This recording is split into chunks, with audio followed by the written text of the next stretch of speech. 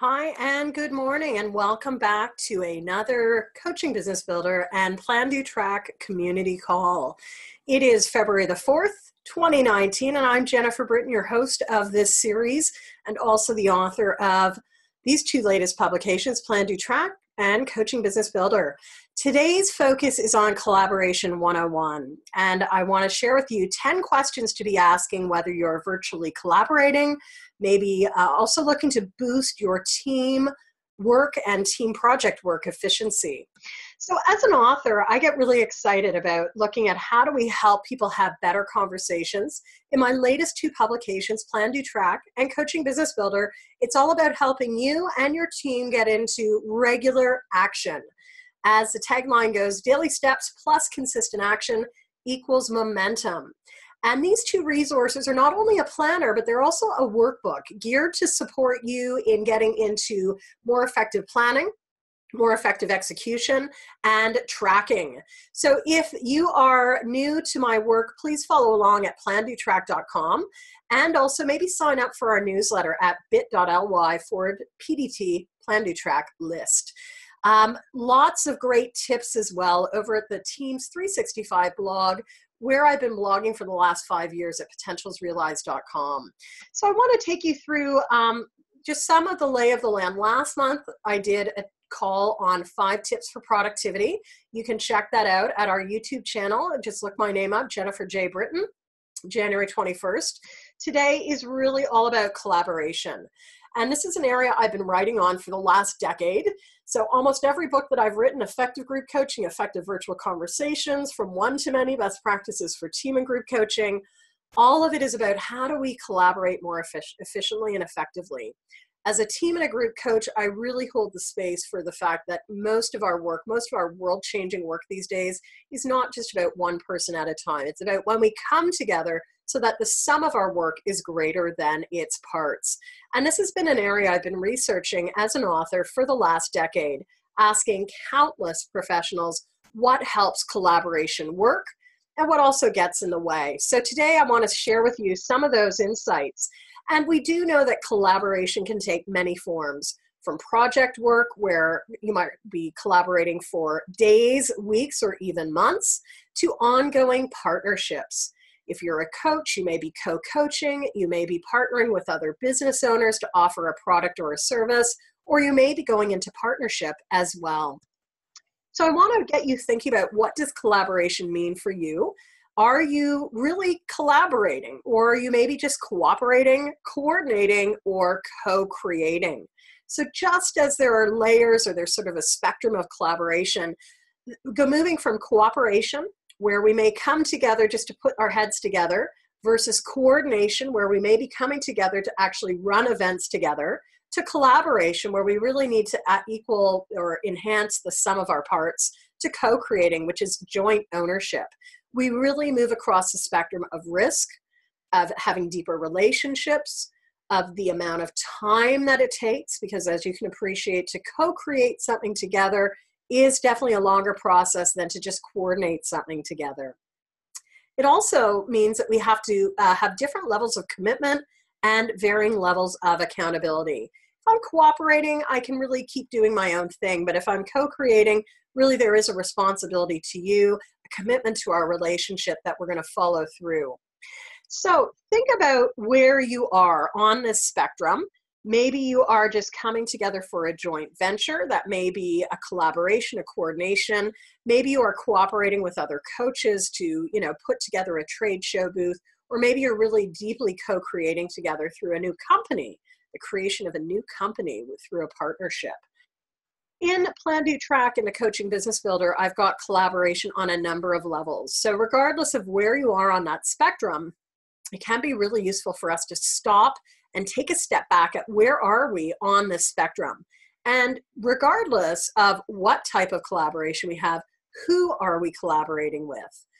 One of the first resources that you're going to come across is looking at what are your skills and what are your partner's skills. Together, 1 + 1 = 3 or more. And we really do want to get very clear on, what are the skills I'm bringing to the table? How do those match? How do those overlap? And what gaps might they create with others? As you'll see in PlanDoTrack and the Coaching Business Builder, you'll find this table. It's early on in section 1, and it gets you to think about your skills, your partner's skills, and the overlap. What we do know about collaboration and what makes it work is that when skills are complementary, it really helps. When there's too much overlap, we might in fact be creating a lot of blind spots. So there's a question here too for you to ask yourself, what else do we need? What else beyond our skills and what we both bring to the table is needed in terms of making things go successfully? If you have not yet looked at this and you have an upcoming presentation or collaboration or initiative, I'd invite you and your partner to sit down and actually have discussion and do some work through this. You can get really granular. You can also keep it at a very high level. We do know that many, many skills are needed, and I'm dipping back now into my writing from 2017 where I took a look at what are the skill bases required for collaboration. We know that we need to have deep levels of trust, and trust, unfortunately, is an area that things can, be built, but also can be dramatically taken away. So how are you following through? How are you walking your talk? How are you raising issues that are needed? And that takes us to area number 2, candor. There's been a lot of recent focus on this, certainly with Elizabeth Scott's work around radical candor. And to be candid is really about raising issues in a way that are diplomatic, in a way that is kind, in a way that is very clear. If we are skirting issues, if we are not raising the issues that need focus, we may be weakening the collaboration and partnerships we have. Also needed for great collaboration is, of course, connection. We need to know what the other person is doing. We need to understand who they are. So in terms of connection, we want to have good relationships and we want to have clarity in connection. How often are you meeting? How often are you updating? What is the expectation there? Now, the workplace, the world is really a world of VUCA.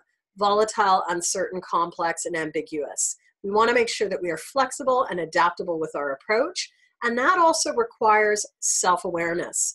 What am I good at? What am I not good at?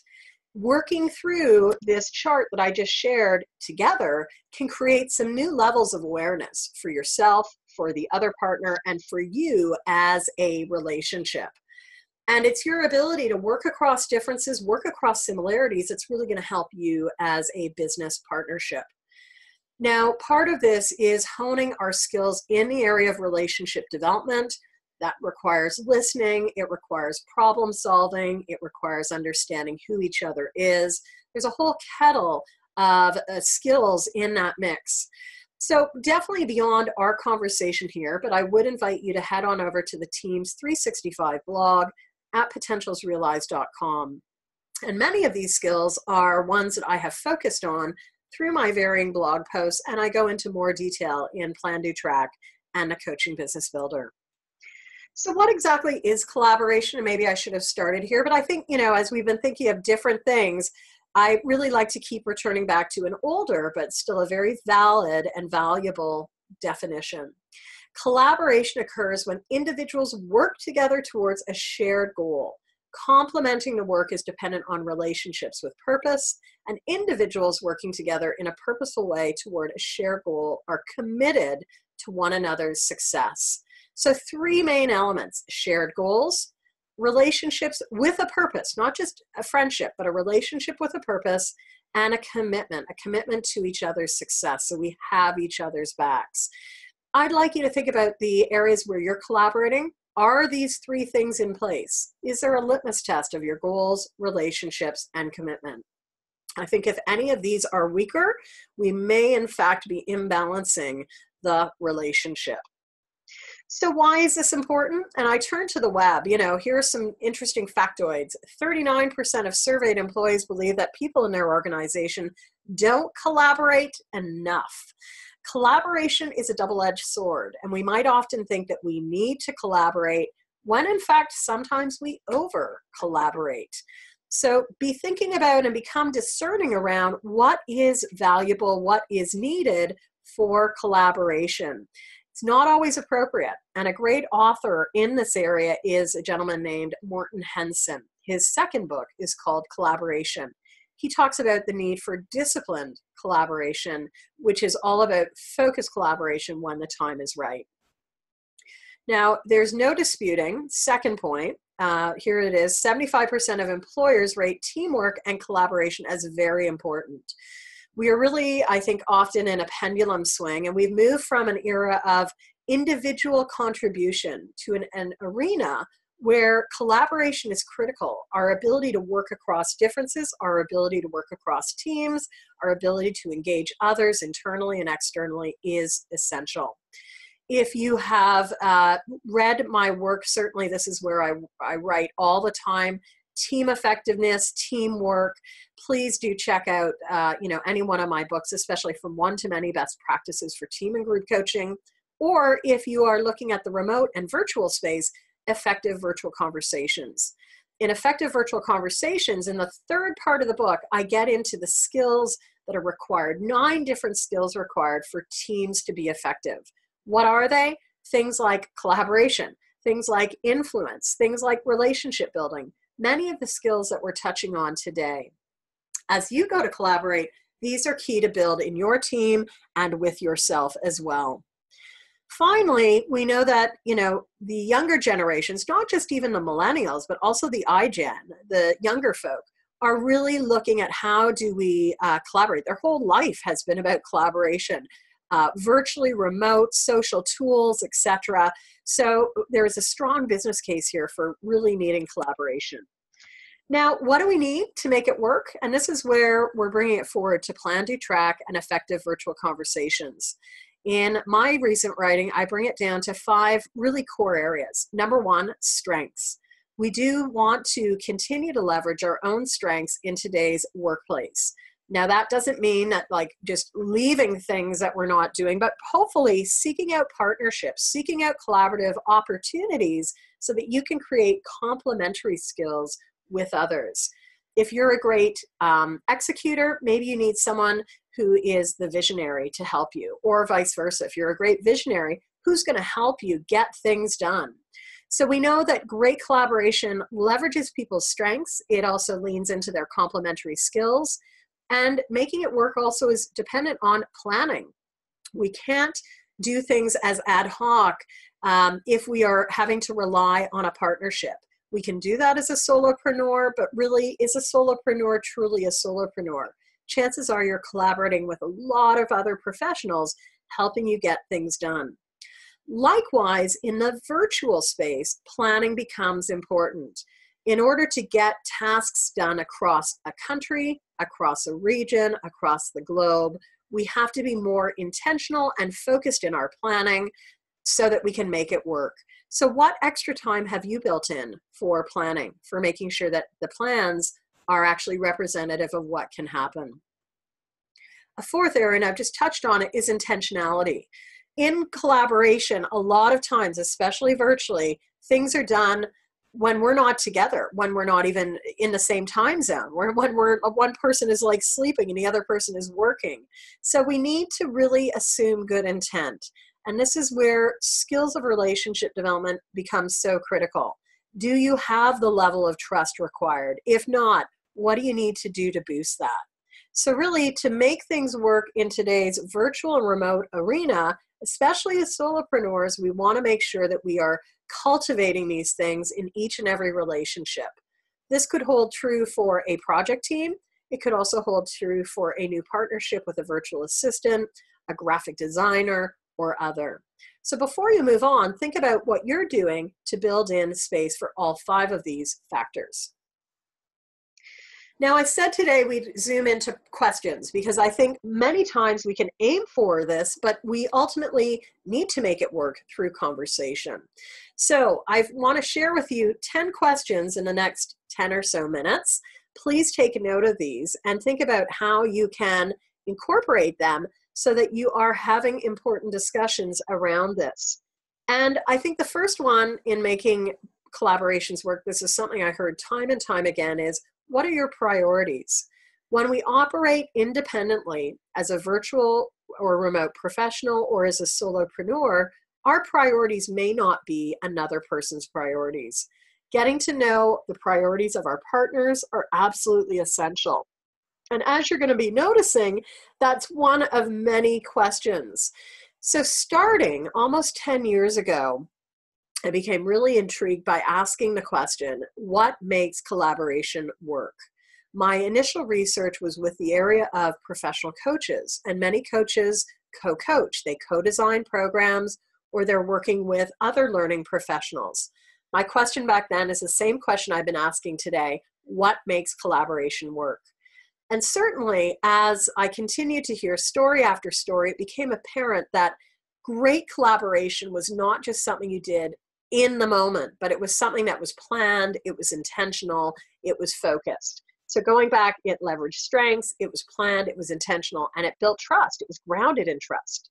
So out of this, really, anytime you're starting or embarking on a new collaborative journey, there are conversations that you want to have before, as you start to form this relationship. There are conversations that are going to happen during the design or during the creation of a new program or a new product.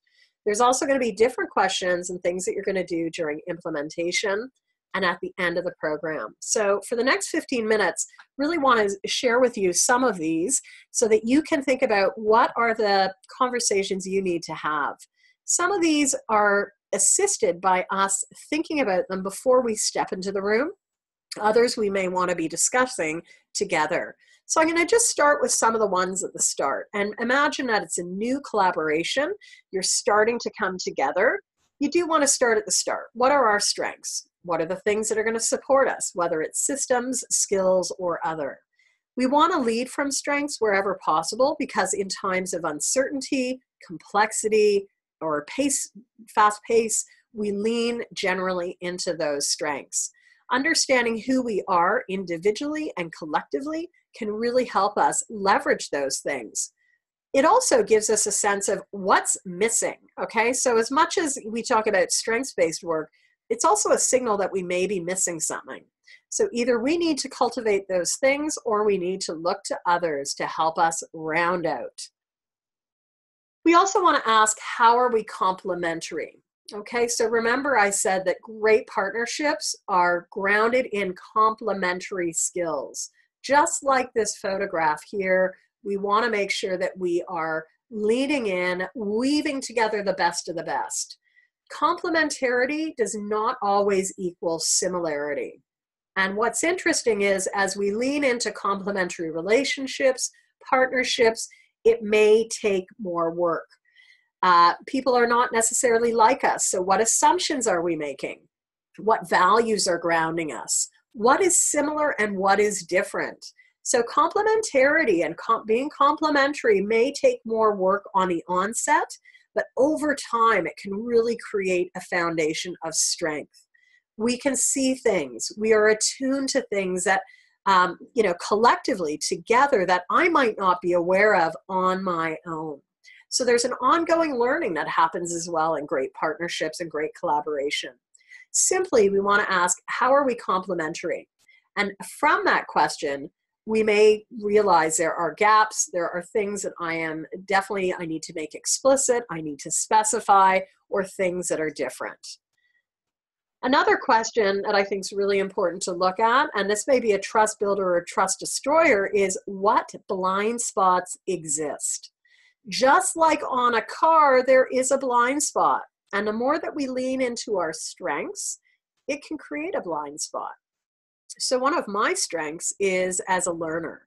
That's fantastic. And if I only stay in the learning mindset, I may not get into execution. That's not a good thing when things need to happen. Likewise, if I'm paired with another learner, we may bring great research, but are we bringing the practical approach and practical skills that people need to move ahead? Learning has its place and its function, but if I'm overutilizing it, if my partner and I are only bringing that, we may be creating a huge blind spot, which could be catastrophic. So think about also, as a team, as a pair, what blind spots exist. And I say as a team because this is a really valuable question to be exploring as teams as you look at strengths. monthly, I work with different teams on strengths-based work. And part of that work involves really thinking about what are the blind spots. Knowing what you know as your team, what are the things that you can do really well, but what are the things that might get you into trouble? So really think about this question. I think it's quite provocative to some. For others, it's just a good, gentle reminder. All right, another question to be asking is what's at stake? As we go down the road of partnership, there will be varying things at stake if things work and if things don't work. Have you as a partnership spent some time talking about what's at stake for you, your business individually and collectively? Now, notice here, and I've pulled this from one of our recent 19 for 2019 productivity tips. I offer up in that is that we really want to get clear on our priorities. So that's easier said than done. But in that prioritization tip, I've offered up a quote from Johann Wolfgang von Goethe, who said, "Things which matter most must never be at the mercy of things which matter least." What are your top 3 to 5 priorities? And do those match the priorities of your partner? So we've looked at things like what are your strengths, what are your blind spots, how are you complementary, but also how do your priorities equal? If my priorities are different than someone else's, that's fine as long as we have dedicated time and resourcing to address those additional priorities. If we truly are collaborating and in partnership, we may need to make some difficult decisions for moving from 2 sets of discrete priorities into one merged set of shared priorities. Another question, which is a little different than what's at stake, is what is our stake? At the end of the day, what are you going to ensure you get done collectively, no matter what? So priorities aside, what are the things we're committed to doing no matter what? When I work with collaborators, we get really clear on this. It's important for us to know that at the end of the day, our stake is perhaps shared success or client success. So no matter what, if things go off the rail, we're going to go back to that. We're going to go back to the fact that most important is our client success. That's going to help us in making decisions. It's going to help us making pace changes, in dedicating focus, etc. What's our stake? And together, notice this is not what's my stake and your stake. This is what's our stake. Before you even start the work, talk about what's important for all of you or both of you. Another place to look is what are the gaps? What are the places that are going to get disrupted? What are the places that are not covered? What are the places where interruptions are going to show up? 1 + 1 = 3. But to move from that, from 2 separate entities to a really clear partnership, there can be huge gaps. There can be huge disruption. So what are the things you want to focus on? Now, this is one of my favorite photos, and I offer it here because as we move into the partnership of moving beyond gaps and what's at stake, we do eventually get to the place of execution. And it's really important as we go to execute that we are not only moving together, but that we also have thought about the accordion. And just like these individuals here, we want to make sure that we are not only working together, playing together, but that we have clarity around what needs to get expanded and what needs to get contracted. A lot of times I work with people who are working to co-deliver programs. And you can see those times when collaboration has really worked and people are in sync. And you also know those times when people haven't practiced. While great programs don't require verbal practice, we do want to be on the same page in terms of knowing what needs to be expanded when things are going slowly and what needs to be contracted if things are going quickly. A lot of this requires discussion as well as some shared agreements around who's going to do what and what do I need to rely on you for. Ultimately, we want to be and have a shared commitment around what's important in our work together. That will also be underpinned by our values And another potential place for where values or disruption can happen in a collaboration is when our values are not aligned. If one of my values is in fact excellence and another person's value is speed, those two values could come and conflict with each other. So part of this question is getting you to think about what is aligned, what is different, and what do you want to do when things might connect or not even connect, but conflict with each other.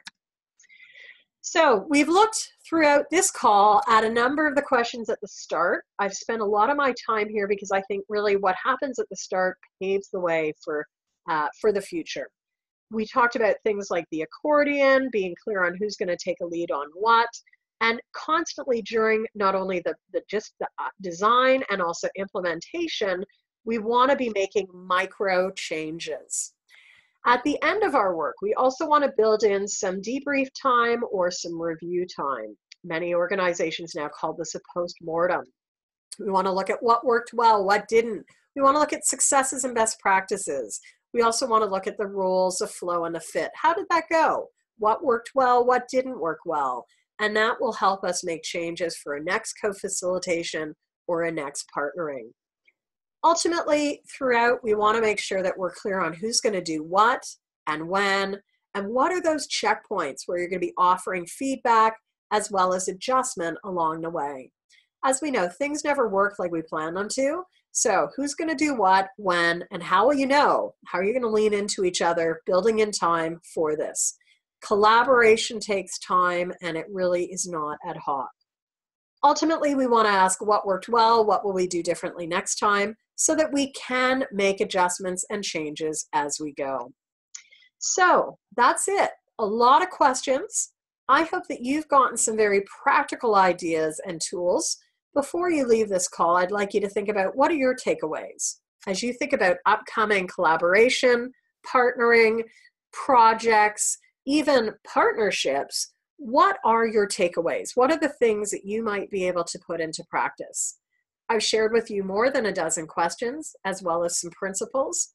We also talked early on in the call around things like skills required. Remember, we need trust. We need complementarity. We need to lean into strengths. So think about what your takeaways are and take note of your top 3 bullet points. Coming up, there's much more to go. Do check us out at PlanDoTrack.com and Coaching Business Builder. Past calls that I think you might be interested in are really the annual plan. So it's only the early part of February. Some people are still working on their annual plan. Definitely pick up a copy of either book. It's been receiving great reviews. If you have a copy and you've been enjoying it or not, please share a review on Amazon to help others. And I'll be continuing to offer virtual retreats. Next one coming up, March 21st, first day of spring. Really have been enjoying bringing this work into the arena. We will have more calls coming up. And certainly for longer term supports, I hope that you'll consider joining me at one of my lab programs. For coaches and learning professionals, that's the Learning Lab and Design Studio. For virtual leaders, you may want to join me at the Teams 365 Leadership Lab. And for virtual entrepreneurs at the Coaching Biz Growth Lab. So lots of other things going on. Thank you as always for joining me. Stay connected. And don't forget, I've got the daily Coaching Biz Builder tips over at Instagram at Coaching Biz Builder. Till we meet again, enjoy your collaborations. Let us know which of these tips you've put into practice, and let me know if you have any questions. Thanks for joining us. Take care.